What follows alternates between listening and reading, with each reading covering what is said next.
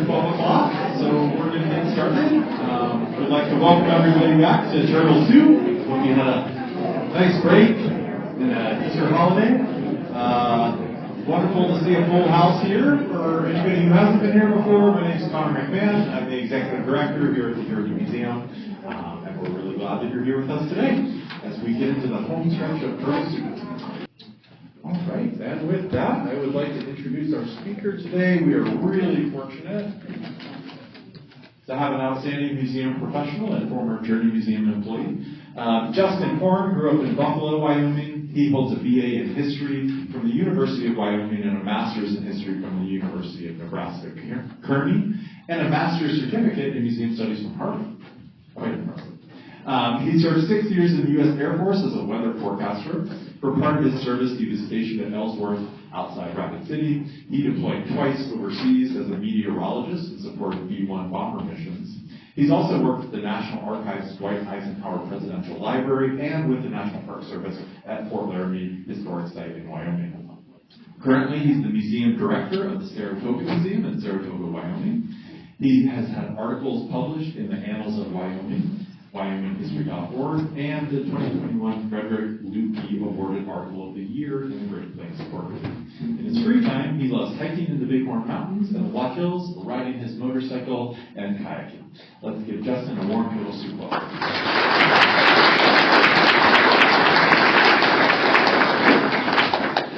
All right, thank you everyone for coming out. Thank you to Connor for that awesome introduction and for having me. Thank you to Mark for inviting me. And thank you to the Journey staff for serving us some delicious soup. Can we give the staff a round of applause, please?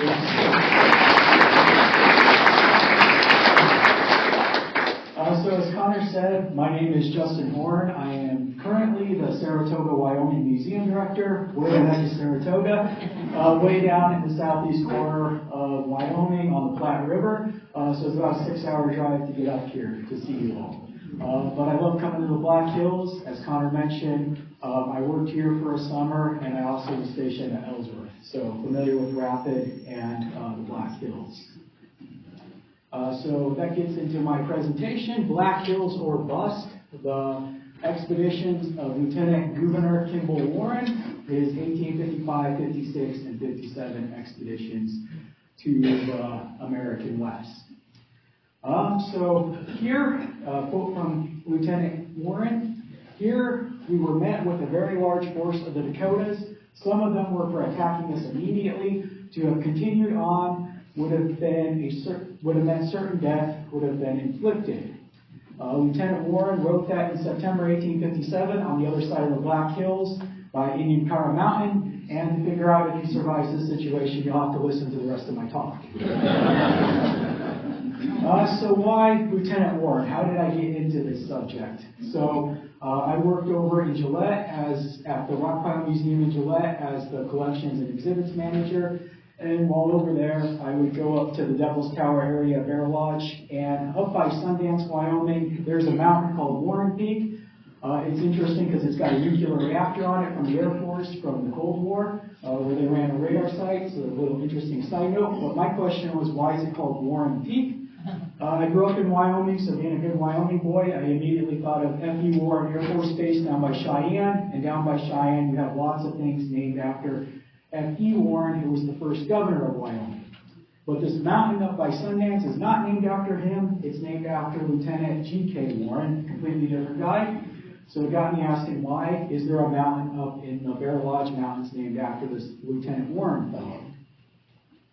So who was Lieutenant Warren? Well, he is known as the explorer of Nebraska. So you're probably thinking, big deal, he explored some cornfields in between Lincoln and Omaha. Well, the Nebraska territory of the 1850s when Warren was active was quite a bit bigger. It incorporated the modern-day state of Nebraska, West River, South Dakota, part of North Dakota, as well as eastern Montana and eastern Wyoming. So quite a large area. And during 3 years, he explored an extensive part of it. So I've got the map showing the routes of his 3 expeditions.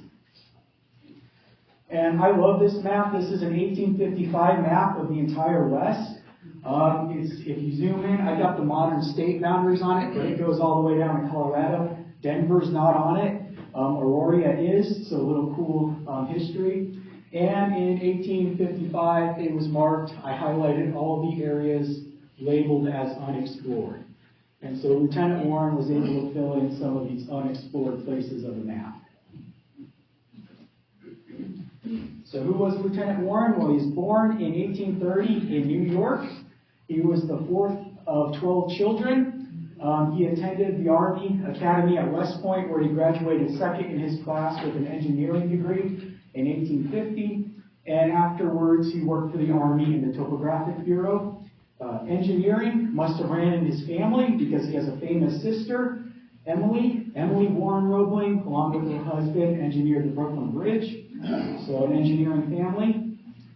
And so Lieutenant Warren graduated in 1850, spent the next 5 years of his career mapping areas along the Mississippi River, and he goes west in 1855, but I got to back up a year to 1854. Events in what is now Wyoming would have a huge impact on Lieutenant Warren's career.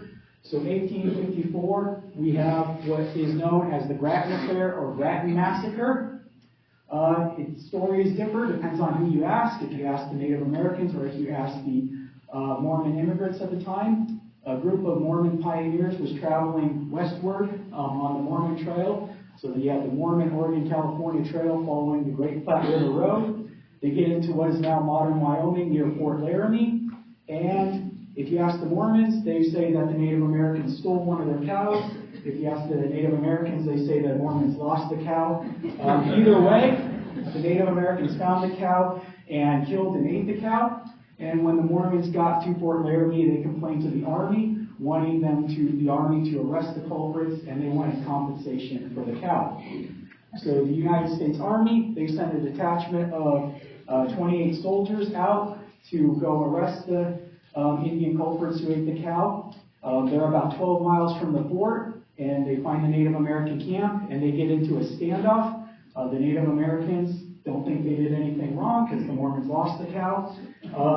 There's alcohol involved. We know that the interpreter had been drinking. It's also likely that Lieutenant Grattan himself was drinking. And exactly what happens next, we don't know, but there's a standoff, and someone gets nervous and fires a shot. This triggers a battle, a melee, in which all 31 of the white soldiers and the interpreters are killed, and the chief conquering bear is killed. So now you've had this massacre, and this Grattan Affair is often referred to as the opening incident in the Northern Plains Indian Wars. So the Army's not going to take this lying down, so they order General William S. Harney to go westward and punish the Indians. Of course, it takes a little bit of time to get an expedition ready. Fort Laramie, when the Grattan Affair happened, Fort Laramie had about 90 soldiers, so a third of their force was wiped out. So it took Harney a little bit of time to get going. So it was summer of 1855. And so as part of this Harney expedition to the west, he orders Lieutenant Warren, with his topographic and engineering experience, to go up the Missouri and begin mapping the Missouri River north of Fort Pierre. Meanwhile, General Harney himself is down in modern-day Nebraska at Fort Kearny on the Platte, and he's amassing his force to go further west and punish the Native Americans for the Grattan Affair. So Warren, he gets to Fort Pierre, and then he begins mapping up the Missouri River to the mouth of the Cheyenne River, and once he gets there, he figures, I've done what I was told, I can go back south and meet with General Harney, because he's afraid that he's going to miss out on the action being up mapping the Missouri River. He knows the action is going to be further south. So he goes back to Fort Pierre, and he's trying to get to Fort Kearny to meet up with General Harney. And in 1855, the way to do that would have been to go back down the Missouri River to Omaha, Council Bluffs, and then across the Platte River to Fort Kearny. But if Lieutenant Warren does this, he knows he's going to be late. So he rejects that idea, and he wants to make a beeline for it. Fastest point between two distances. Problem with that is it would take him directly through the Nebraska sandhills, which no white man had ever gone through before. The commander at Fort Pierre, he can't directly order Warren. He's not in the direct chain of command, so he can't order him not to go, but he does say it's going to be a suicide mission for him, because the sandhills are controlled by the Pawnee and so they think that they'll run into the Pawnee and all be killed. About 20 men go with Lieutenant Warren, and they cross into the Nebraska Sandhills. They cross the Niobrara River and enter the Sandhills with what Lieutenant Warren wrote, some anxiety. He also writes that the Indian Trail leads up this pine stream, and it was thought to be the best route in the direction we wish to go. But we were likely, in pursuing it, to be met with war parties of, his word, savages. We determined to take a more direct, unfrequented route through the Sandhills, though no one had been that way before. Fortunately for Lieutenant Warren, they don't run into any Pawnee, and they make it through the Sandhills, and he's able to get to Fort Kearny, Nebraska, and meet up with General Harney just in time, because the very next day, Harney orders all the men to leave the fort, heading westward up the Platte River. They head up the Platte River till they get to Ash Hollow in the panhandle of modern-day Nebraska.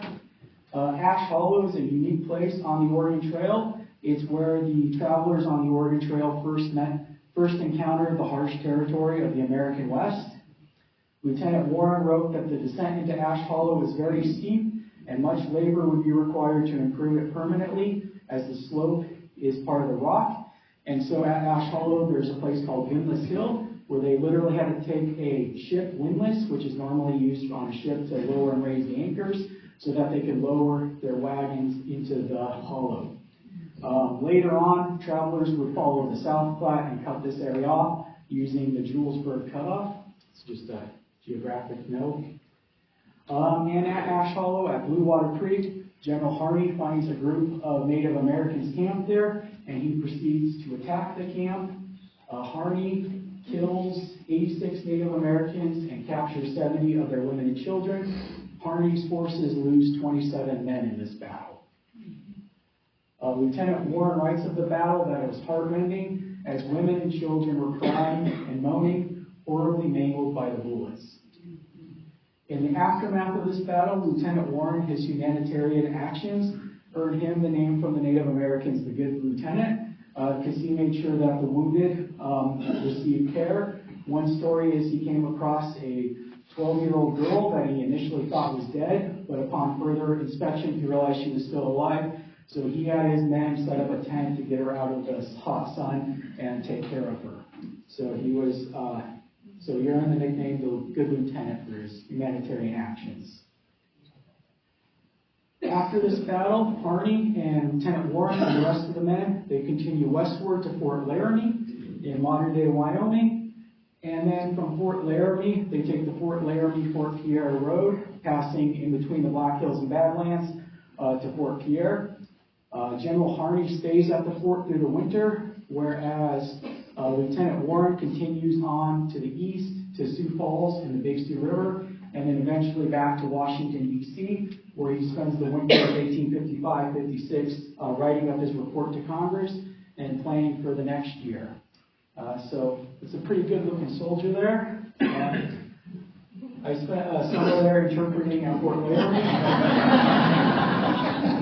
So wearing a soldier's uniform at the fort. So Lieutenant Warren, he's in Washington planning for the next year's expedition. And the next year, if we remember back, General Harney had ordered him to map the area of the northern upper Missouri River. And Lieutenant Warren didn't really do that. It was kind of a bit of a schoolboy, just trying to get away with the minimum amount possible. So for 56, he's ordered to go map the upper Missouri River and finish what he was supposed to have done the year before. So Lieutenant Warren and his expedition, they leave St. Louis on the steamship Genoa. On board the steamship Genoa, they go up the Missouri River, and they get to the mouth of the James River, modern-day Yankton, and they start encountering low water and sandbars, and the Genoa was having a heck of a time. So Warren and his party, they elect to abandon ship, and they're going to make it on foot. So along with Warren is his younger brother, Edgar, topographers Hutton and Snowden, as well as geologist Ferdinand Vanderveer Hayden, we'll talk more about in a minute. But they elect to hike it up the Missouri River. They get to modern-day Chamberlain, Fort Kiowa, also known as Fort Outlook. And Fort Outlook completely fails to live up to its name because Warren and his men are on the other side of the Missouri, and they are unable to raise the fort. So they're unable to get any supplies, which they need because they're all out of food. But they continue on without any food and are able to make it to Fort Pierre, going into the fort starving. They get to Fort Pierre to find General Harney meeting with the Council of Native Americans, concluding peace talks, going back to the year before for the Blue Water fight, as well as the Grant Massacre. So the peace talks are trying to wrap up the whole Grant Massacre from 2 years before. As part of the peace talks, General Harney tells the Native Americans that they're to allow Warren to proceed up the Missouri River unmolested, so Warren's got a bit of a security blanket now. From Fort Pierre, Lieutenant Warren and his party, they travel up the Missouri on the American Fur Company steamship St. Mary as far as Fort Union on the Montana-North Dakota border. And then from there, they make it on foot following up the Yellowstone River to the mouth of the Powder River, where they make camp. They're far from the first white men to ever be in this area. Lewis and Clark, they camped at that site at the mouth of the Powder about 50 years before.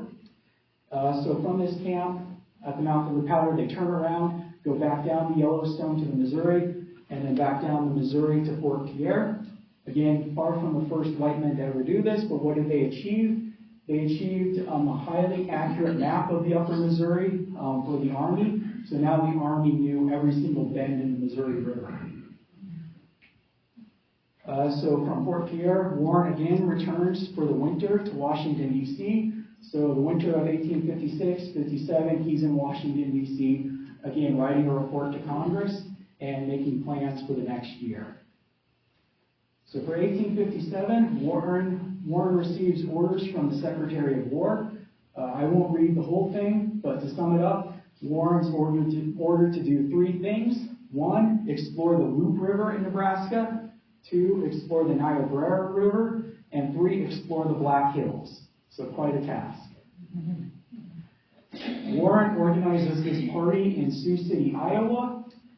Included in his party are his brother Edgar, Ferdinand Vanderveer Hayden, Dr. Moffat, meteorologist Carrington, topographer Snowden and Engel, and a military escort comprising 30 men led by Lieutenant James McMillan.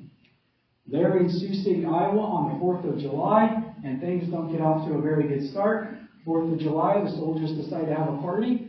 They get drunk. 12 of the men desert, stealing 2 of Warren's horses. So not a good start to this expedition. It's also before, so it's already late in the season. But undeterred, Warren, he sets off into Nebraska, into what one historian described as a sea of mud. So they fight their way to modern-day Columbus, Nebraska, in the mouth of the Loup River, and then they follow the Loup into central and western Nebraska. By the time they get to western Nebraska, the problem goes from too much water and mud to not enough water. The Loup they find is very brackish, and they're struggling to find fresh water.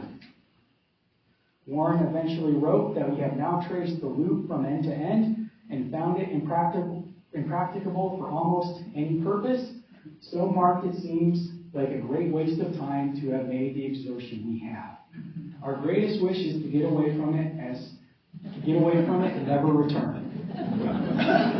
So Lieutenant Warren and I have very different opinions on the Loup River. And one of my very many careers, I worked during COVID with the U.S. Postal Service in central Nebraska. And part of one of the mail routes, I went all the way up to the Loup River. So I got this picture in like February crossing the Loup River when I was delivering mail. And I thought that was actually the prettiest part of Nebraska, or at least central Nebraska. So I have a very different opinion of it than him.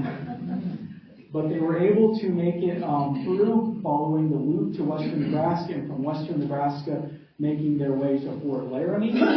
While at Fort Laramie, the geologist Ferdinand Hayden, he took the opportunity to climb Laramie Peak and return with samples to the fort. And here we have a clash between Warren and Hayden. One historian wrote that Warren and Hayden could not help but avoid a clash. Their similarities seem to have been exacerbate their natural differences. into a warm hostility. So they could kind of be best of friends, worst of enemies, depending upon the day. So upon returning from his hike up Laramie Peak, Warren wrote to the Assistant Secretary of the Smithsonian, Spencer Baird, that he felt like shooting Warren. Warren's crime is Warren ordered Hayden's geologic samples sent to the Army and the Topographic Bureau, whereas Hayden wanted them to go to the Smithsonian. And Hayden thought that Warren was trying to steal credit for his discoveries. The year before, Hayden had been on Warren's expedition, and when they returned to St. Louis, Warren was being interviewed by the newspapers, and he made it sound like he was in command of the expedition, not Warren. So Hayden had already stolen credit from Warren, and after that one, Warren threatened to fire Hayden. He never actually did. So you have the clash.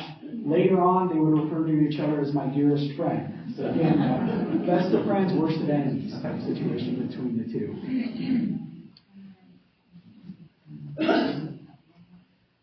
So now it's late in the season, it's already late August, and if we remember, Warren his mission was to do three things: explore the Loop, check; explore the Niobrara, uncheck; explore the Black Hills, uncheck. So he's got two things to do on his to-do list.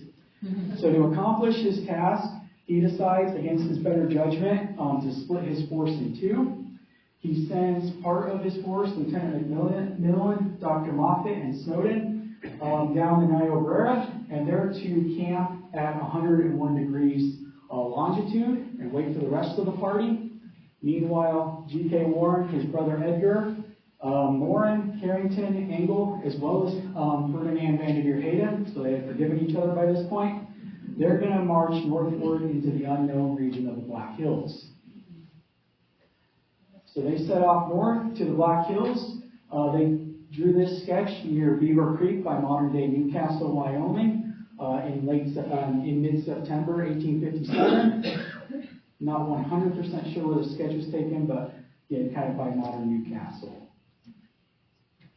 And they go northward from Newcastle, Wyoming, to a camp near Inyankara, and this is where they meet that large force of Native Americans, in which Warren said from the beginning of my presentation, many of them were for attacking us immediately, and their numbers would have ensured success. So Warren says that there were 40 lodges of Native Americans that he refers to as the Minnecockins of the Dakota. And the Native Americans were not pleased for this expedition to be marching through. The main reason, Warren writes, that the grounds of the Native Americans' objections for our transversing their region were very sensible and of sufficient weight, as the Indians were, it may be said, actually herding a large group of bison. Fearing the presence of the white men would startle the bison, and knowing the importance of the bison to the Plains Indians, Warren felt their concerns were justified, and he wrote that their feelings towards us under the circumstances were not unlike that we would feel to a person should they insist upon setting fire to our barns. So Warren was very sensible and thought that the Native Americans, that his presence would stir up the bison. Here we have a view I took, a panorama. So Inyankara over here, which is where Warren would have been camped, Sundance Mountain, and then Warren Peak, named in honor of Lieutenant Warren, on the far side. So Lieutenant Warren, he was camped out waiting for the Native Americans to grant him permission to continue on. His plan was to go north to modern-day Sundance and basically follow what is now I-90 around the Black Hills, and he wanted to get to Bear Butte. He knew of Bear Butte, so he wanted to see it. So that was his plan. So he's sitting waiting for permission, and Wyoming decides to welcome Warren with her loving embrace in the form of a mid-September snowstorm. So Warren wrote that the storm of sleet and snow made camp sufficiently unpleasant. So tired of waiting, he decides to backtrack, and then he's going to go around the south side of the Black Hills. He's able to do this because he has geologist Hayden along with him, and Hayden has identified through his previous expeditions as well the elliptical shape of the Black Hills that the Native Americans knew about, the red racetrack going around the hills. So Warren, they go south, and they're traveling around the south side of the Black Hills, and after 2 days, the Native American Bear's Rib finally made his appearance, overtaking the Warren party. They negotiated, and Bear's Rib agreed to escort Warren and Hayden to Bear Butte. In exchange, he wanted a message delivered to the U.S. President, at this time Buchanan. And Warren wrote that he, Bear's Rib, wished for me, Warren, to say to the President and to the white people that they could not be allowed to come into that country. That if their presents sent to them were to purchase such a right, they did not want them, and all they asked of the white people was to be left to themselves and let alone. Warren ended up writing back a report to Congress through the Secretary of the Interior. So the Secretary of the Interior and the U.S. Congress literally got the message, but as we know, they didn't actually get the message. And so Lieutenant Warren was able to finally, with the help of Bear's Rib, make it to Bear Butte. And this photo, a little Paul Forstead inspired then and now. I took that photo from the kayak before I had ever even seen this sketch. And what's really cool is I have another photo from the parking lot that I had taken before I'd ever seen that sketch that lines up exactly perfectly. So that's really cool, but I thought the kayak looked cooler in that photo. So now that they've seen Bear Butte, they turn around, head south, and they've got to get back to the Niobrara River where the rest of the party are camped. So they make their way south, skirting around the Badlands, crossing French Creek, and eventually reaching the Niobrara. And so at the Niobrara, they find the rest of the party camped out like they're supposed to be, and so they follow them and map the Niobrara back to Sioux City, Iowa. So again, for the third time, Lieutenant Warren goes to Washington, D.C. to winter to write up his report to Congress and to plan his next adventure. So for 1858, 1859, he's planning big. He's planning a 2-year expedition to the west. His plans are to leave Fort Pierre, head westward following the Cheyenne River, and take the North Fork of the Cheyenne, the Belle Fourche River, up around the northern part of the Black Hills, where he had not been before. Fully aware that the Native Americans may not allow him to pass over the northern side of the Black Hills, he makes a contingency plan to go around south. This also opens up the possibility of going to Fort Laramie for resupply. Either way, they would make their way into the Powder River Basin, follow the Powder River north to its mouth with the Yellowstone, which is where he had camped back in 1856. From that camp, I guess filled with confidence from the year before, to split his force. He would split his force in two. Part of them would follow the Tongue River to its source in the eastern Bighorns. Part of them would follow the Bighorn River to its supposed source in the western Bighorn Mountains, meeting up around modern-day Burgess Junction. There's a geographic plan, if any of you are familiar with there's a geographic problem if any of you are familiar with Wyoming, and that is the Bighorn River does not have its source in the Bighorn Mountains. It magically transforms into the Wind River because it passes through a canyon that no one really thought a river could flow through, so it becomes the Wind. But I suspect they would have figured that out and followed like Shell Creek up. Either way, the plan was to meet up in the Bighorns. But these are the best laid plans. Lieutenant Warren was not on this expedition. Reason being, his mother passed away, so he felt it was his obligation to help raise his younger siblings. So he accepted an assignment at West Point as a mathematics professor at the West Point Academy so he could remain in New York. This expedition did go forward, but it was under the command of William F. Reynolds. Reynolds did leave from Fort Pierre and follow the Cheyenne, and he was granted permission by the Lakota to follow the Belle Fourche, and they would escort him as far as Crow Country. He did make it up into modern-day Montana, and they followed the Bighorn River into Bighorn Canyon, and then came out on the other side of the Bighorn Mountains. Eventually went to modern-day Casper and Glen Rock, Wyoming, where they wintered. During that, their guide was famous mountain man Jim Bridger, and so during the winter, while they're sitting at camp, to pass the time, Bridger told them tall tales, including tales of a wonderland of geysers and fire and mud pots, we today call Yellowstone. And so Reynolds wanted to see this wonder. Along on this expedition was Ferdinand Vanderveer Hayden. So they attempt that next year, 1860, to make it into the Yellowstone. but it's May and the Wind Rivers are snow-packed, so they can't get through. They're about 40 miles from Old Faithful, but can't make it through. Bridger's supposedly bloated. I told you that a crow could not make it over these mountains without taking a heap of grub along, so Bridger was bloating. But this whetted his appetite, because 12 years later, he would eventually return to the Yellowstone and lead the expedition that eventually prompted Congress to make it a national park. It's a bit of a side tangent because my next article I'm working on is on Hayden. But back to Warren. So Warren, he accepts an assignment at West Point to be a mathematics professor, and he works there until 1860, big fight breaks out we call the Civil War. So during the Civil War, Warren, he's a commander in the Union Army. He commands a brigade during the Peninsula Campaign and 7 Days battles, as well as leading men at Second Bull Run and Antietam. And he plays a crucial role with his geographic knowledge of identifying the defensive position of Little Round Top during the Gettysburg Battle. And so there's a picture of Warren along with the commanders of the Army of the Potomac when General Meade was in command. But towards the end of the Civil War, General Warren is promoted to Major General, but he runs afoul of General Phil Sheridan. Sheridan believes that General Warren moved too slowly during the Battle of Five Forks near the end of the war and relieved him of command.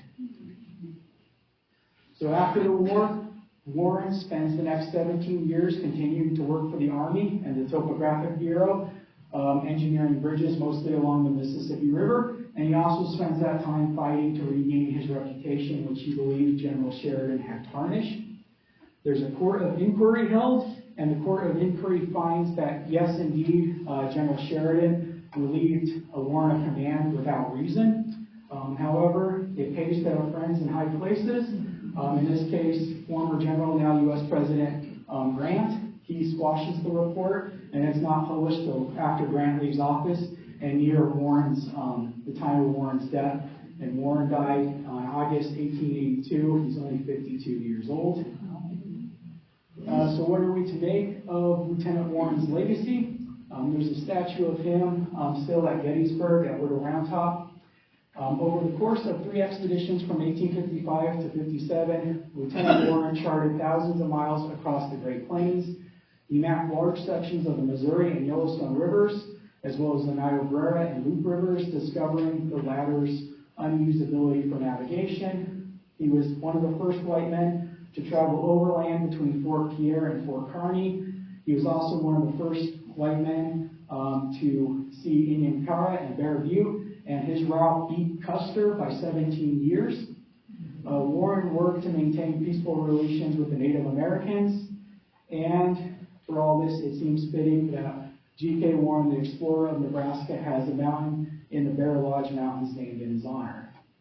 So back to the map at the beginning with all the unexplored places, and we have Lieutenant Warren's first expedition in 1855, and then 56, and 1857. So filling in some of the unexplored places of the map. And there's my sources. So thank you, and are there any questions?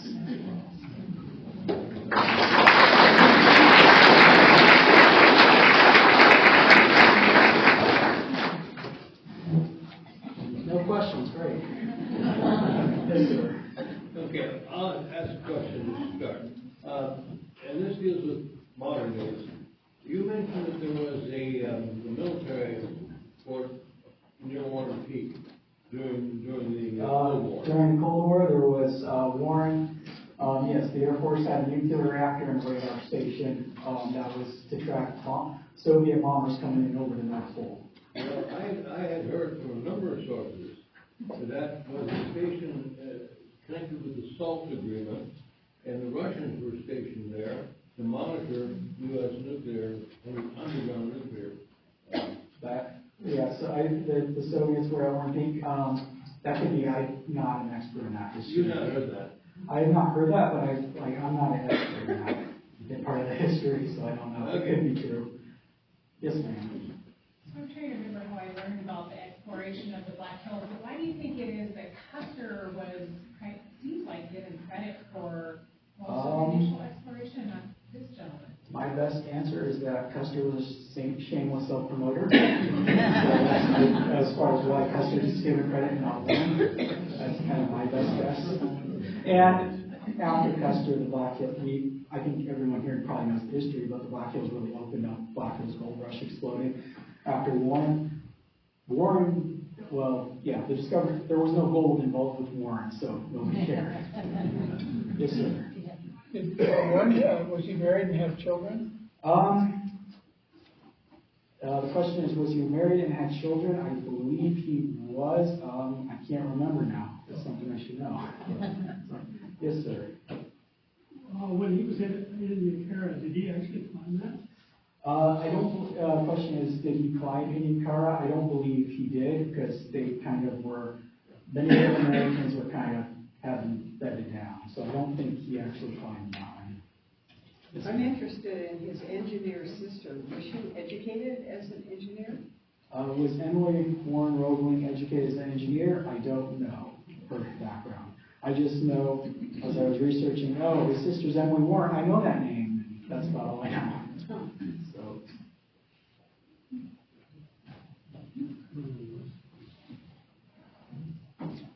All right, well, thank you, everyone.